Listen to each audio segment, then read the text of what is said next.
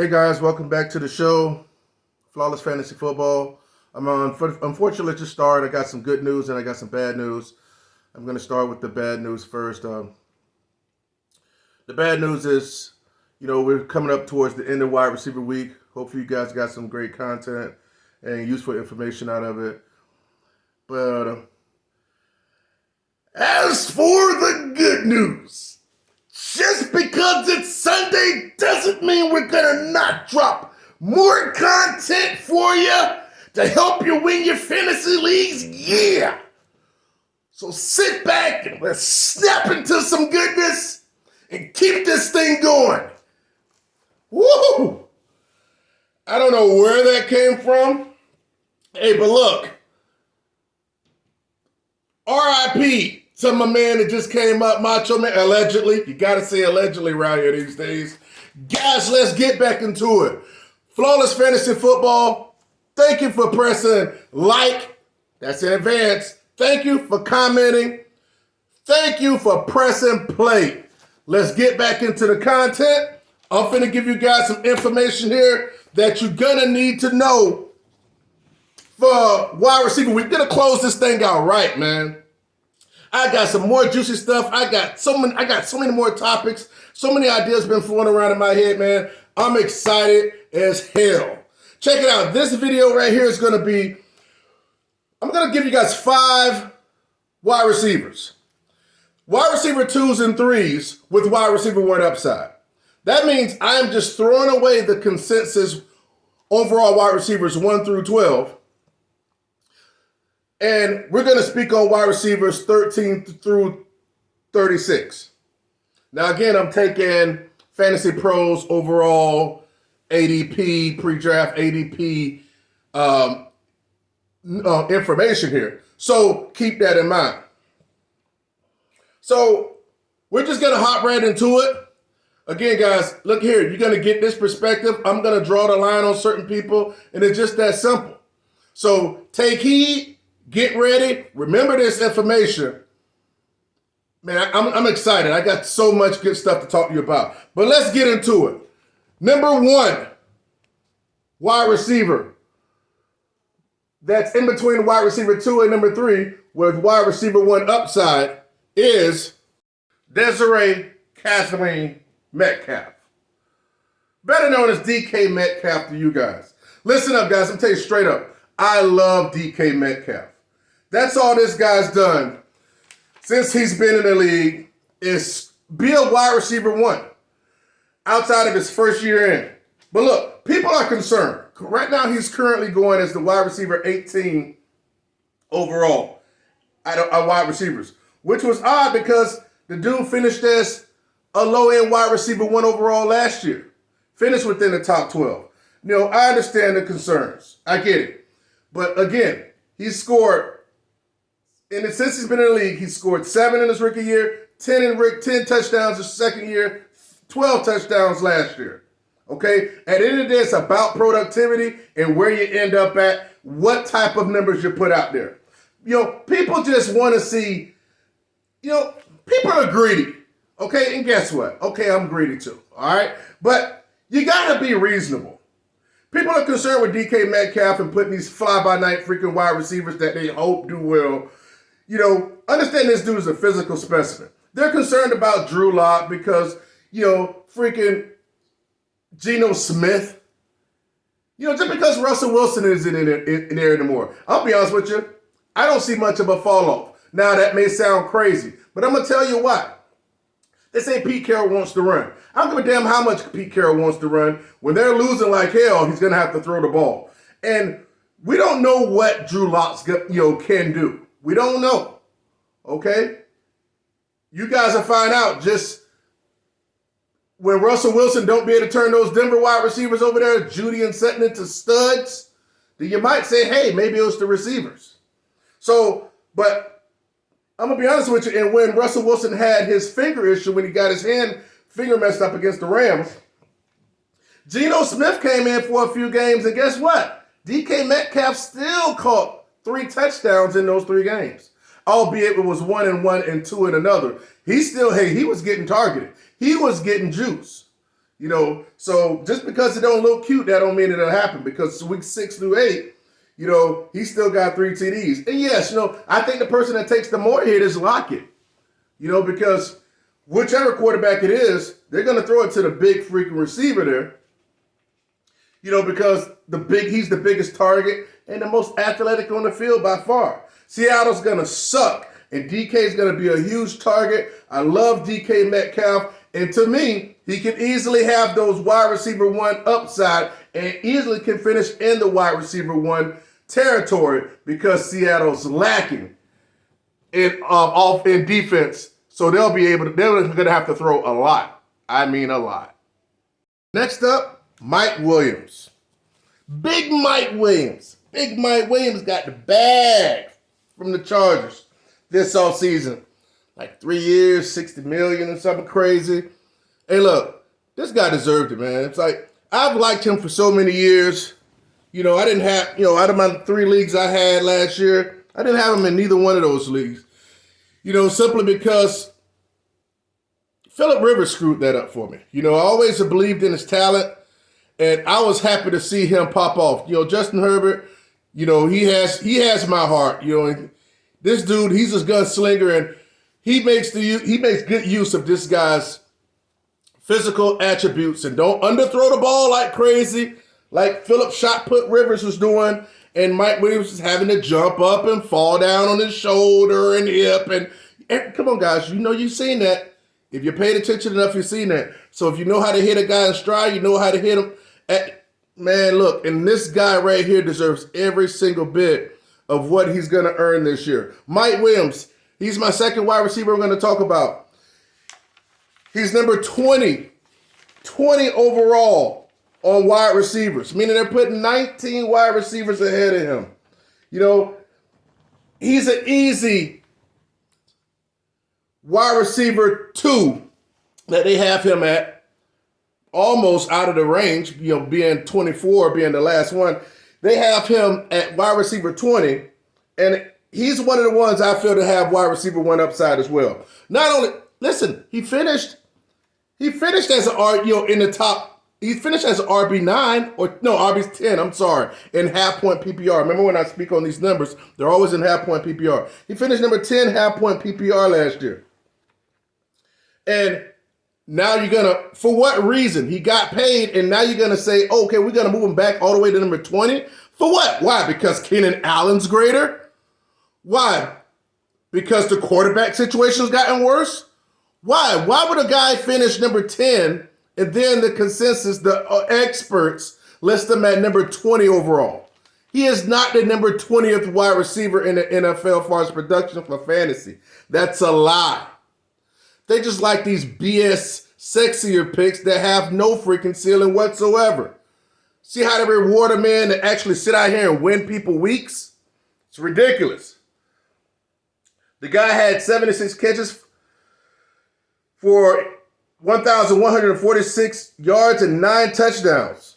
Sure, Keenan Allen's going to get targets until he glass the hell out, or when he actually hits that turn and becomes an Adam Thielen, and he's no longer getting the targets, and Keenan Allen's never been touchdown dependent.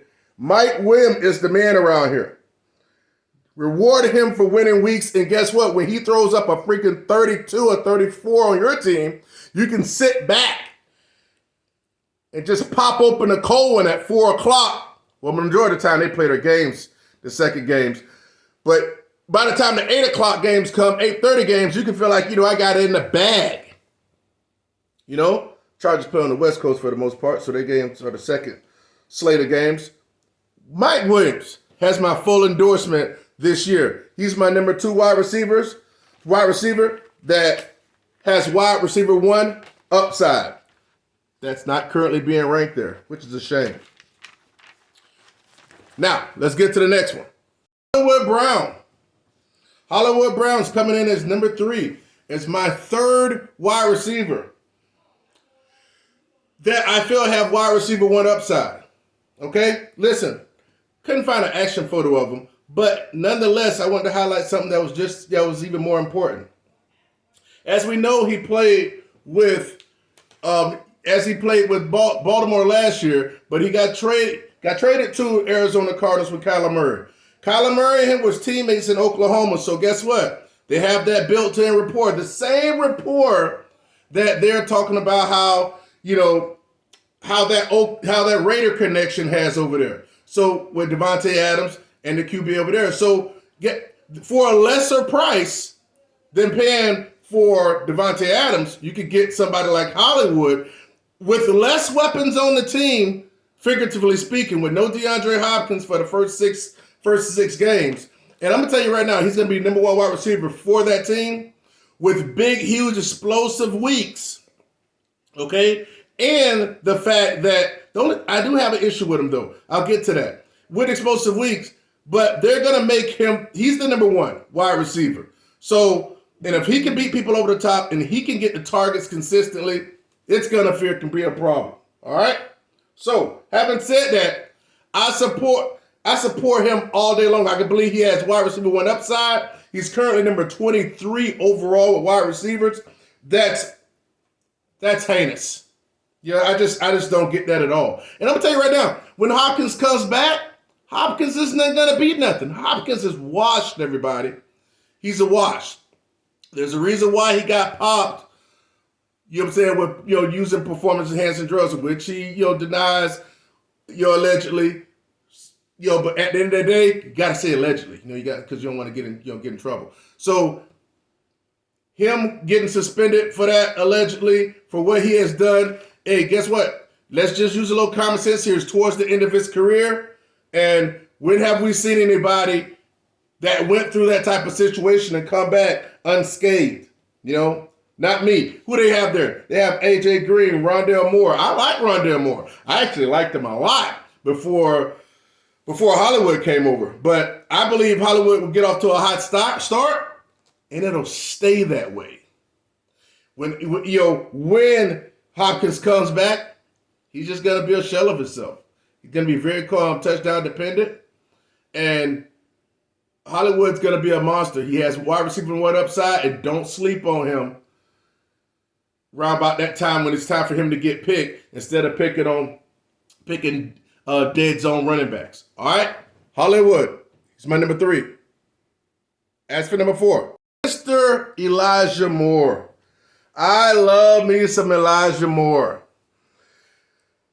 I drafted in my 3 leagues. I drafted Elijah Moore in all 3 leagues last year. That's the thing about these wide receivers, the rookie wide receivers. They take some time. For every Justin Jefferson in hell, he had to wait to win. He didn't pop to win week 3 or something like that. It takes time. Majority of the time, it's going to take, 60%, 70% through the season sometimes. And you have to wait. But then sometimes you don't want to hold them because if you feel like there's a dead spot on your roster. But let me tell you something.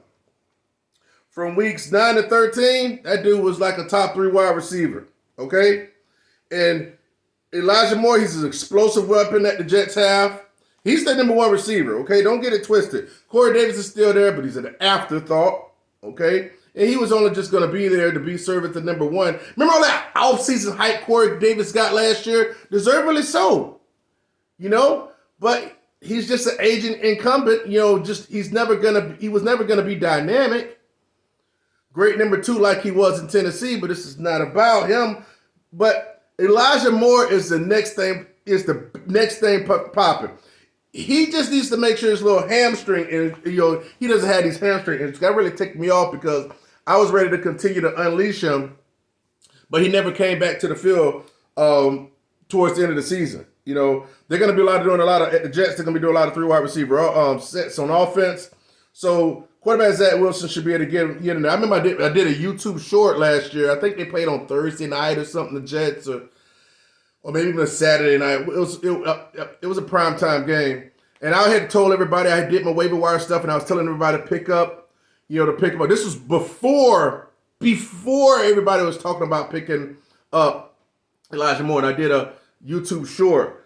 And I'm going to actually pin that video at the top comments. I did a YouTube short because I was telling everybody to pick up Elijah Moore because in the previous 2 games, he had only had 4 catches for like minimal yards. But I can just see what was going on to that team, and he was bound to pop in a favorable matchup, and he did. And I played him that week, and man, I was crunk, man. I got a lot of views for that too. But it's all about receipts for me, and that's why I'm doing this. That's why I'm actually putting out this content like that this year, drawing the line where other content creators won't. I love Elijah Moore. Currently, they have him at number 29, wide receiver. So they damn near got him outside the wide receiver threes. Okay, yeah, I get it, but guess what? If he stays on the field, he'll definitely be a high-end wide receiver 2 at the very least if he stays healthy. So we'll see what happens. I think they're going to make him a priority. Sure, they drafted Garrett Wilson, a wide receiver, number 10 overall, but again, he's a rookie. He is a rookie. And if you expect him, Garrett Wilson, to come in just because he's a number 10 overall pick and just going to take away all these targets from the target monster and dynamic as Elijah Moore, nah, I ain't buying it. Not buying it at all. Elijah Moore, he's my number 4 wide receiver this year that I believe has wide receiver 1 upside that you should consider drafting in your drafts and actually rounding out your wide receiver core with dynamic playmakers. As for number 5, it's no other than my man, Gabriel Davis. I'm gonna tell you guys, he made a YouTube short for me last year too. I held on to him. I slipped on him in one league and I actually dropped him and couldn't pick him back up. Gabriel Davis, he is now a starting wide receiver in Buffalo attached to Josh Allen. Granted, he only had like 6 TDs in the regular season in 2021, but Cole Beasley is gone. Emmanuel Sanders is gone. There's nobody to stop Gabriel Davis to ascending to being just as equal as Stephon Diggs, if not greater. Yes, you heard me say that. You heard me say that. You don't want to miss out on this, guys. You don't want to miss out on this. Currently, he's the number 2 wide receiver behind Diggs. But let's not forget that 8-catch, 201-yard game with 4 TDs against Kansas City in the playoffs. Guys, that's not fluke. That's not a fluke. But guess what? In my opinion, the Buffalo organization has realized that Gabriel Davis is the freaking truth. All right? Attached to Josh Allen, obviously number 1 and number 2 tight end, wide quarterback that's in fantasy right now. And he's going to put up a whole lot of fantasy points, Josh Allen. And if you throw 4 TDs to this guy and he's going to be getting the second corner, he's bulked up, they say, too. So I guess he's trying to be more physical and more threatening, run with more reckless abandon. But I'm going to tell you something. I'm picking him in every league I got. I don't give a damn if I got to pick him early. And there may be a player or two that's actually listening to this attached to one of my leagues I play in. I don't care. Players I believe in, guess what? I'll grab them around early if need be. Gabriel Davis. Listen, don't miss out on Gabriel. Everybody else is going to be like, oh, I want to get Gabriel Davis. I want to get him in the 7th or 8th round where I feel comfortable. I'll pick him in the 6th round and freaking reach down and hold my freaking nuts on people. Straight up. Love Gabriel Davis. I got a hard on for Gabriel Davis. No homo. Love him to death, though. Let's move on. I'm going to give you guys a bonus, though. And that bonus is no other than wide receiver Amon-Ra St. Brown. He's currently number 32 wide receiver off the board, according to Fantasy Pros draft rankings. That's crazy. Listen, this guy literally won leagues. Week 13 through 18, he had 5 TDs. Through 6 games, he had 5 TDs. And the guy was regularly catching 8 to 10 balls a game during that stretch. It's not how you start, it's how you finish, people. We've heard that since the dawn of day, dawn of time. Listen, if I wanted a person, you can wait You can wait on wide receivers. If you want to get your stud wide receiver, go right ahead. But just get one. Just make sure you have some backs as well. But guys like Amon-Ra St. Brown and Gabriel Davis, they should be on your teams. Now, granted, you're not going to get everybody, so it's about filling out your team nicely. But let me tell you some things about Amon-Ra St. Brown. A lot of people say, oh, his production comes because Swift and Hockenson wasn't playing. Okay, you know what? Somewhat true. Hockenson glassed out, and that kind of opened the door to see, okay, what are we going to have? Detroit Lions like, okay, what are we going to have to do? What do we have in our wide receiver core? And they found out they had a stud muffin freaking slot wide receiver there that they can feed like crazy, move the chains, and put points on the board. So TJ Hockenson is who he is. It made us a blessing in disguise in order for him to get, actually seen in the offense.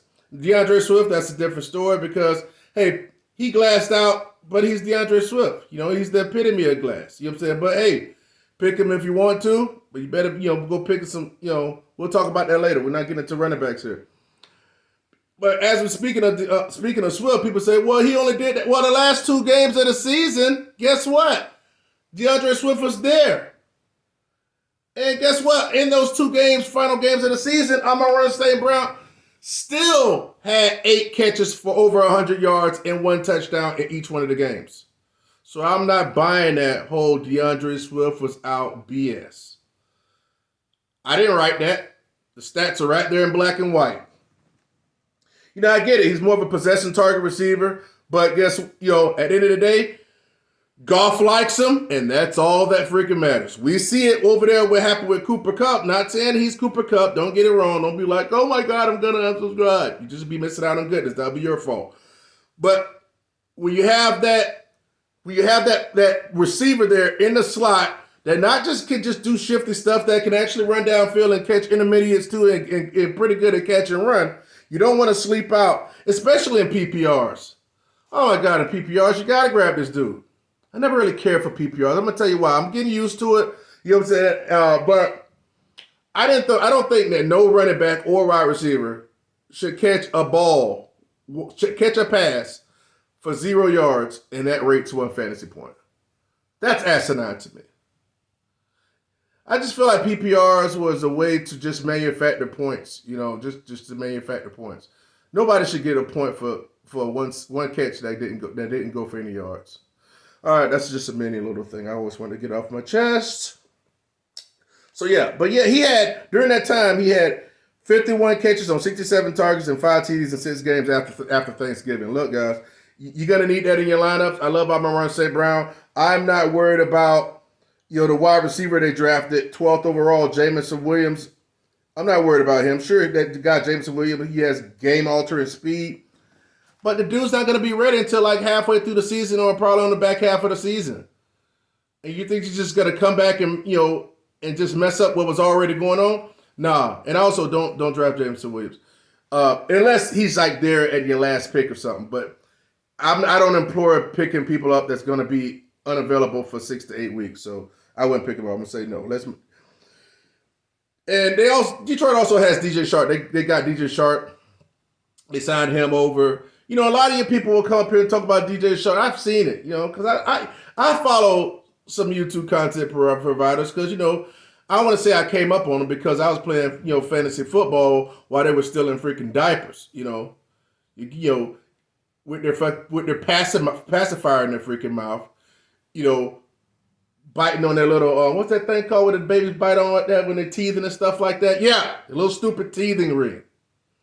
So, but I like it for the content, and plus, when I'm chilling, I'm just doing my ride. I'm all plugged in. But I be hearing some stupid stuff like, oh, you can pick DJ Shark late. It's value. F freaking value. We're not picking DJ damn Sharks on this freaking community. No. Okay? Matter of fact, I'm going to go ahead and drop you a nugget right now while Amon-Ra St. Brown is chilling on the screen. I'm going to bring out a video to let you know. I don't give a... wide receivers that you just will not draft, and you better not freaking draft whatsoever under any circumstance. I've never seen no content provider sit up there that's got a fantasy provider that's got a fantasy football provider that's going to put up there 20, 25 players that you shouldn't draft. I don't want your wasted picks on them. I don't want pedestrian players on your freaking teams. I'm serious about that. I bet you won't see them on mine. You guys are going to